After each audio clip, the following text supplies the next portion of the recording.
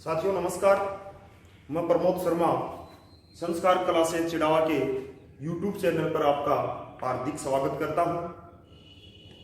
Read level second की SST की class जो ऑनलाइन हम पढ़ रहे थे और उसमें अपनी जो क्लास में टॉपिक जो चल रहा था वो चल रहा था राष्ट्रपति का।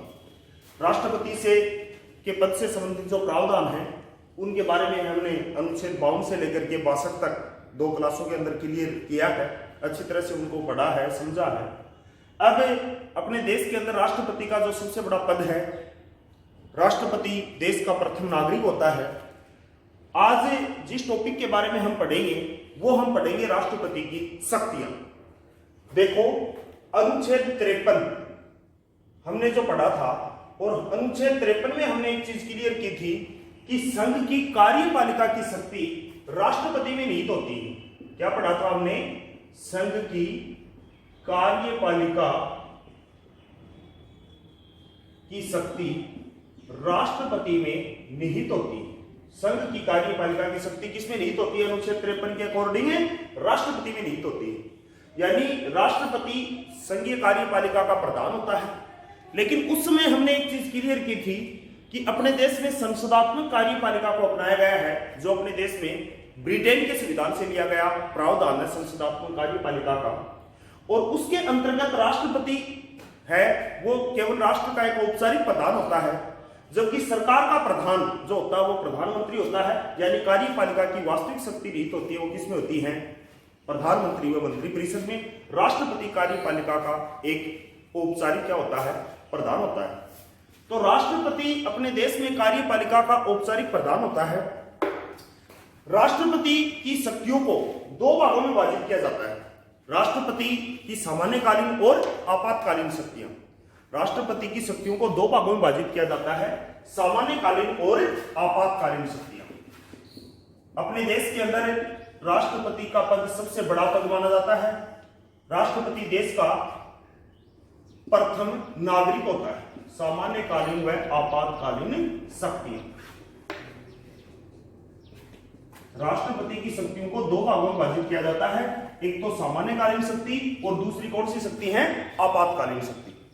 सबसे पहले हम चर्चा करें राष्ट्रपति देश का सबसे बड़ा पद। राष्ट्रपति देश का प्रथम नागरिक होता है। राष्ट्रपति की सामान्यकालीन शक्तियों के अंतर्गत तो जो सामान्य काल के दौरान राष्ट्रपति जिन अपने शक्तियों का प्रयोग करता है, और आपातकालीन यानी संकट की स्थिति पैदा होने पर अपने देश में राष्ट्रपति के द्वारा जिन शक्तियों का प्रयोग किया जाता है उसे आपातकालीन शक्तियां वो कही जाती है। सबसे पहले यहां पर हम चर्चा करें एक इंपॉर्टेंट टॉपिक के रूप में, वो आज हम पढ़ेंगे राष्ट्रपति की आपातकालीन शक्तियां। देखो, संविधान के भाग 18 में, संविधान के कौन से भाग में? संविधान के भाग 18 में अनुच्छेद 352 से लेकर के अनुच्छेद 360 तक जो प्रावधान है वह आपातकालीन शक्तियों से संबंधित प्रावधान है।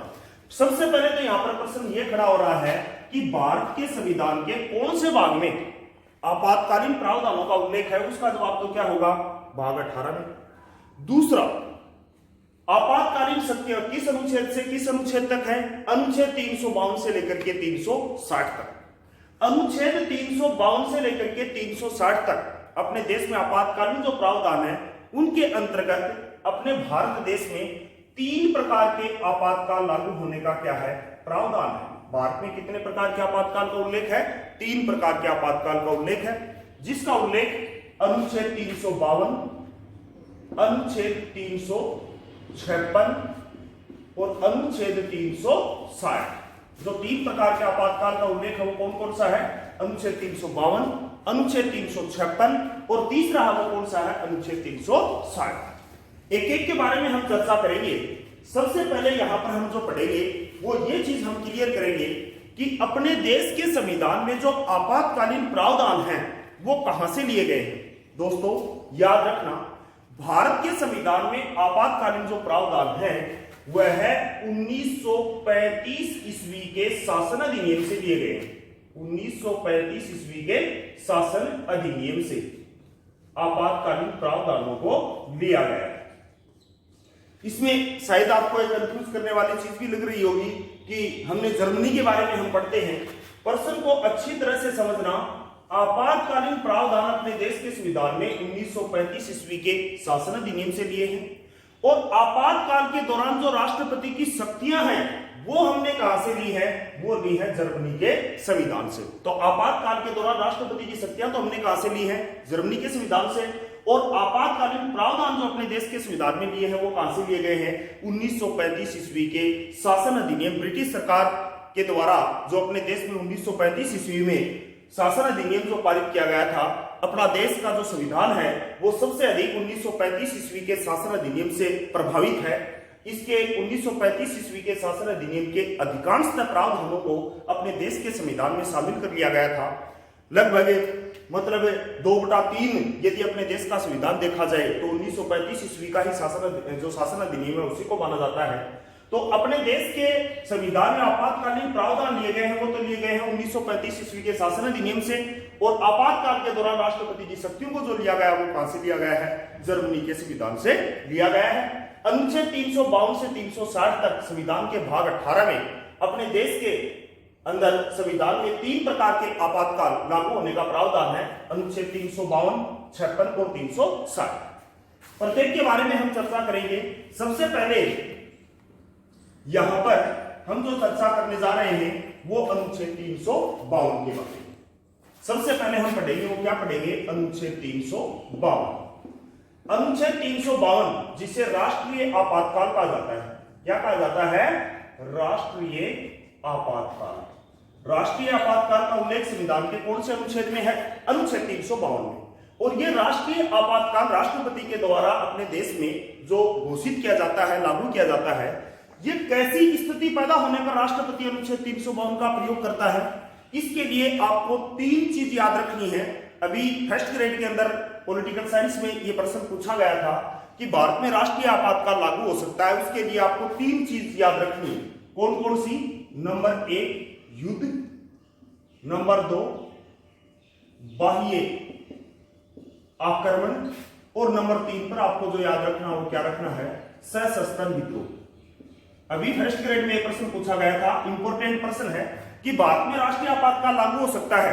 एक ऑप्शन में आपको युद्ध मिलेगा, जैसे हम उदाहरण के तौर पर देखते हैं, एक में मिलेगा बाह्य आक्रमण, सी में मिलेगा सशस्त्र विद्रोह, और डी में कोई और दे देंगे, और इनमें कौन सा गलत है या कौन सा असत्य है, इस प्रकार से अभी फर्स्ट ग्रेड में प्रश्न आया था। तो भारत में राष्ट्रीय आपातकाल जो राष्ट्रपति लागू करने की घोषणा करता है, राष्ट्रीय आपातकाल लागू जो करता है राष्ट्रपति, वो कैसी स्थिति के आधार पर, भारत में युद्ध, बाह्य आक्रमण तथा सशस्त्र विद्रोह की स्थिति उत्पन्न होने पर अपने देश का राष्ट्रपति अनुच्छेद 352 यानी राष्ट्रीय आपातकाल की क्या कर सकता है, घोषणा कर सकता है, राष्ट्रीय आपातकाल को लागू कर सकता है, युद्ध, बाह्य आक्रमण और सशस्त्र विद्रोह की स्थिति उत्पन्न होने पर। यहां पर एक बात यह अच्छी तरह से याद रखना, अपने देश के मूल संविधान में सशस्त्र विद्रोह शब्द का उल्लेख नहीं था। यह सशस्त्र विद्रोह शब्द का जो प्रयोग किया गया है वह 44वें संशोधन के द्वारा 1978 में किया गया है। कब किया गया है, 44वें संविधान संशोधन के द्वारा 1978 में। और कौन से शब्द के स्थान पर सशस्त्र विद्रोह शब्द का प्रयोग किया गया है, याद रखना, आंतरिक अशांति के स्थान पर, जो आंतरिक अशांति जो शब्द था उसके स्थान पर सशस्त्र विद्रोह शब्द का प्रयोग किया गया 44वें संविधान संशोधन के द्वारा 1978 में। ठीक है, देश के मूल संविधान में आंतरिक अशांति शब्द का उल्लेख था, जबकि वर्तमान में इसके स्थान पर सशस्त्र विद्रोह शब्द का प्रयोग किया गया, और यह 44वें संविधान संशोधन के द्वारा 1978 में किया गया। युद्ध, बाह्य आक्रमण और सशस्त्र विद्रोह की स्थिति उत्पन्न होने पर राष्ट्रपति मंत्रिमंडल की लिखित सूचना के आधार पर, किसकी सूचना के आधार पर, मंत्रिमंडल की लिखित सूचना के आधार पर राष्ट्रीय आपातकाल की घोषणा कर सकता है। साथियों याद रखना, अपने देश के मूल संविधान में कहीं पर भी मंत्रिमंडल शब्द का उल्लेख नहीं था, केवल मंत्रिपरिषद का उल्लेख था। मंत्रिपरिषद और मंत्रिमंडल क्या होता है इसके बारे में शायद आपको जानकारी होगी।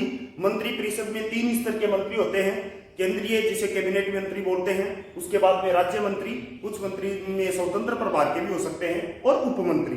तीनों को एक साथ तो कहा जाता है मंत्रिपरिषद, और अकेले जो कैबिनेट या केंद्रीय मंत्री होते हैं उन्हें क्या कहा जाता है, मंत्रिमंडल के नाम से जाना जाता है। लेकिन अपने देश के मूल संविधान में केवल मंत्री परिषद शब्द का उल्लेख था, न कि मंत्रिमंडल शब्द का। इस मंत्रिमंडल शब्द का प्रयोग जो किया गया था वह 44वें संशोधन के द्वारा किया गया था, और यह 44वां संविधान संशोधन हुआ था, वो कब हुआ था भाई? 1978 में हुआ था। और याद रखना, उस समय अपने देश के जो प्रधानमंत्री थे वो कौन थे? मोरारजी देसाई थे। बहुत ही इंपॉर्टेंट संविधान संशोधन है 44वां संविधान संशोधन, जिसके माध्यम से अपने देश के संविधान में कई प्रमुख परिवर्तन और बदलाव देखने को मिलते हैं। 44वें संविधान संशोधन के द्वारा 1978 में कौन से शब्द का प्रयोग किया गया? मंत्रिमंडल शब्द का प्रयोग किया गया, और इस मंत्रिमंडल शब्द का जो उल्लेख है वो संविधान के कौन से अनुच्छेद में है? वो अनुच्छेद 352 में है। बहुत ही अच्छा प्रश्न बनता है, मंत्रिमंडल शब्द का उल्लेख कौन से अनुच्छेद में है? 352 में। देश के संविधान में मंत्रिमंडल शब्द का प्रयोग कब किया गया? 44वें संशोधन के द्वारा किया गया। तो राष्ट्रपति मंत्रिमंडल की लिखित सूचना के आधार पर 30 दिन की अवधि के लिए, इसको आप क्या लिख सकते हो? 1 माह भी पढ़ सकते हो, एक ही बात है। 30 दिन की अवधि के लिए क्या कर सकता है? राष्ट्रीय आपातकाल की घोषणा कर सकता है। लेकिन इस 30 दिन या 1 माह की अवधि में संसद के दोनों सदनों द्वारा विशेष बहुमत से इसका अनुमोदन होना आवश्यक है। यानी मंत्रिमंडल की लिखित सूचना के आधार पर राष्ट्रपति कितने समय के लिए राष्ट्रीय आपातकाल लागू कर सकता है? केवल 30 दिन या 1 माह के लिए। और संसद का अनुमोदन होने के बाद में एक बार में कितने समय के लिए राष्ट्रीय आपातकाल लागू हो जाएगा? 6 माह के लिए। यदि इसे और अधिक समय तक लागू रखना है तो प्रत्येक 6 माह में संसद के द्वारा विशेष बहुमत से इसका अनुमोदन होना आवश्यक है, और यह 6 माह के लिए अधिकतम कितनी भी अवधि के लिए क्या रह सकता है? लागू रह सकता है। तो यहां पर बहुत ही इंपॉर्टेंट प्रश्न बनता है कि भारत में राष्ट्रीय आपातकाल अधिकतम कितनी अवधि तक लागू रह सकता है? तो उसका जवाब होगा, वो क्या होगा? कोई समय सीमा का प्रावधान नहीं है, अधिकतम कितने भी समय तक लागू रह सकता है। संसद के अनुमोदन के बाद राष्ट्रीय आपातकाल कितने समय तक लागू रह सकता है? तो आपका जवाब होगा 6 माह। मंत्रिमंडल की लिखित परामर्श के आधार पर जो राष्ट्रपति राष्ट्रीय आपातकाल की घोषणा करता है वो कितने समय के लिए करता है? मात्र 30 दिन के लिए करता है। और राष्ट्रपति की इस घोषणा का संसद के द्वारा कितने समय में अनुमोदन होना आवश्यक है? इस 30 दिन की अवधि में अनुमोदन होना आवश्यक है। ठीक है, उसके बाद में देखो, राष्ट्रीय आपातकाल जो अनुच्छेद 352 अपने देश में युद्ध, बाह्य आक्रमण, सशस्त्र विद्रोह स्थिति के आधार पर लागू होता है। यह प्रारंभ में इसके लिए एक प्रावधान था कि संपूर्ण देश में लागू होगा राष्ट्रीय आपातकाल, लेकिन 42वें संविधान संशोधन के द्वारा, कौन से संशोधन के द्वारा? 42वें संशोधन के द्वारा, जो कब हुआ था भाई? 1976 में हुआ था। ये आज तक का सबसे बड़ा संविधान संशोधन है 42वां संविधान संशोधन, जिसे लघु संविधान के नाम से भी क्या जाना जाता है। इस समय अपने देश की प्रधानमंत्री थी, वो कौन थी? श्रीमती इंदिरा गांधी। देश की आज तक की एकमात्र महिला प्रधानमंत्री हुई है। इनके कार्यकाल में जो 42वां संविधान संशोधन हुआ था उसमें यह प्रावधान बनाया गया कि राष्ट्रीय आपातकाल देश की किसी एक भाग या संपूर्ण देश में लागू हो सकता है, जबकि पहले प्रावधान था कि राष्ट्रीय आपातकाल संपूर्ण देश में लागू होगा। लेकिन 42वें संशोधन में क्या प्रावधान बना दिया गया? देश के किसी एक भाग या संपूर्ण देश में इसे लागू किया जा सकता है। ठीक है, इसके बाद में देखो, अनुच्छेद 352 जिसे हम राष्ट्रीय आपातकाल कहते हैं, यह राष्ट्रीय आपातकाल लागू होने पर, राष्ट्रीय आपातकाल लागू होने के बाद में यदि 30 दिन की अवधि में राष्ट्रीय आपातकाल लागू होने के बाद 30 दिन की अवधि में यदि लोकसभा भंग हो जाती है, लोकसभा भंग हो जाती है और राज्यसभा उसका अनुमोदन कर देती है, तो राष्ट्रीय आपातकाल बना रहेगा। लेकिन नई लोकसभा गठित होने के 30 दिन के अंदर लोकसभा द्वारा इसकी पुष्टि किया जाना आवश्यक है। राष्ट्रीय आपातकाल लागू होने के बाद यदि लोकसभा भंग हो गई और राज्यसभा ने इसका अनुमोदन कर दिया तो राष्ट्रीय आपातकाल बना रहेगा। लेकिन नई लोकसभा जो गठित होगी उसके द्वारा कितने समय में? 30 दिन की अवधि में इसकी पुष्टि किया जाना क्या है? आवश्यक है। ठीक है, राष्ट्रीय आपातकाल लागू होने पर अपने देश में क्या प्रमुख प्रभाव पड़ते हैं? देखो, राष्ट्रीय आपातकाल लागू होने पर भारत में लोकसभा का कार्यकाल एक बार में 6 माह के लिए बढ़ाया जाए। राष्ट्रीय आपातकाल लागू होने पर लोकसभा का जो कार्यकाल है वो एक बार में 1 वर्ष के लिए बढ़ाया जा सकता है। कितने समय के लिए बढ़ाया जा सकता है? 1 वर्ष के लिए बढ़ा सकते हैं। और एक वर्ष के लिए इसे अधिकतम कितने भी समय के लिए बढ़ाया जा सकता है। इसका उदाहरण आप देख सकते हो, अपने देश के अंदर जो 5वीं लोकसभा थी, कौन सी लोकसभा? 5वीं लोकसभा। इस 5वीं लोकसभा का कार्यकाल राष्ट्रीय आपातकाल के कारण एक वर्ष के लिए 2 बार बढ़ाया गया था। और इस प्रकार ये 5वीं लोकसभा अपने देश में आज तक की सर्वाधिक कार्यकाल वाली लोकसभा है। ठीक है, सबसे कम कार्यकाल वाली आज तक की जो लोकसभा वो तो कौन सी है? 12वीं लोकसभा। और आज तक की सर्वाधिक कार्यकाल वाली लोकसभा वो कौन सी है? 5वीं लोकसभा। क्योंकि इसका कार्यकाल 2 बार राष्ट्रीय आपातकाल के दौरान एक वर्ष के लिए क्या किया गया था? बढ़ाया गया था। उसके बाद में राष्ट्रीय आपातकाल का प्रभाव है वो क्या है? यदि भारत में राष्ट्रीय आपातकाल युद्ध व बाह्य आक्रमण के आधार पर लागू हुआ है, भारत में राष्ट्रीय आपातकाल युद्ध व बाह्य आक्रमण के आधार पर लागू हुआ है, तो अनुच्छेद 358 में प्रावधान है। क्या प्रावधान है? अनुच्छेद 358 में प्रावधान है कि राष्ट्रीय युद्ध व बाह्य आक्रमण के आधार पर यदि भारत में राष्ट्रीय आपातकाल लागू हुआ है तो अनुच्छेद 358 में प्रावधान है कि अपने संविधान के भाग 3 में अनुच्छेद 19 के अंतर्गत जो अपने को 6 स्वतंत्रता प्राप्त हैं वो स्वतः क्या हो जाती हैं? समाप्त हो जाती हैं। यदि अपने देश में राष्ट्रीय आपातकाल युद्ध व बाह्य आक्रमण के आधार पर लागू हुआ तो जिस दिन राष्ट्रीय आपातकाल समाप्त होगा ये स्वतंत्रता अपने को पुनः प्राप्त हो जाएगी।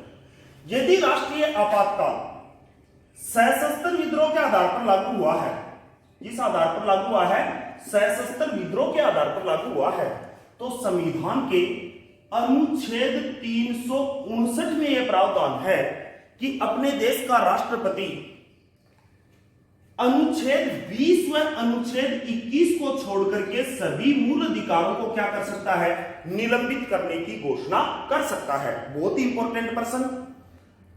राष्ट्रीय आपातकाल के दौरान संविधान के कौन से 2 ऐसे अनुच्छेद हैं या कौन से 2 ऐसे मूल अधिकार हैं जो निलंबित नहीं होंगे? अनुच्छेद 20 और 21। ठीक है, मूल अधिकारों को निलंबित करने का अधिकार किसे प्राप्त है? राष्ट्रपति को। कैसी स्थिति में मूल अधिकार निलंबित किए जा सकते हैं? राष्ट्रीय आपातकाल के दौरान। इसका उल्लेख संविधान के कौन से अनुच्छेद में है? अनुच्छेद 359 में। यानी कि बहुत ही इंपॉर्टेंट टॉपिक हम पढ़ रहे हैं। इसमें अनेक मतलब जो प्रश्न है वो बनते हैं। परीक्षा में कैसा भी जो प्रश्न है वो अपने को देखने के लिए मिल सकता है, कैसा भी जो परीक्षा में प्रश्न है वो आ सकता है। अब यहां पर भी एक प्रश्न ये तैयार हो रहा है कि क्या मूल संविधान में यह प्रावधान था कि राष्ट्रीय आपातकाल के दौरान अनुच्छेद 20 और 21 निलंबित नहीं होंगे? याद रखना, अनुच्छेद 20 और 21 राष्ट्रीय आपातकाल के दौरान निलंबित नहीं होंगे।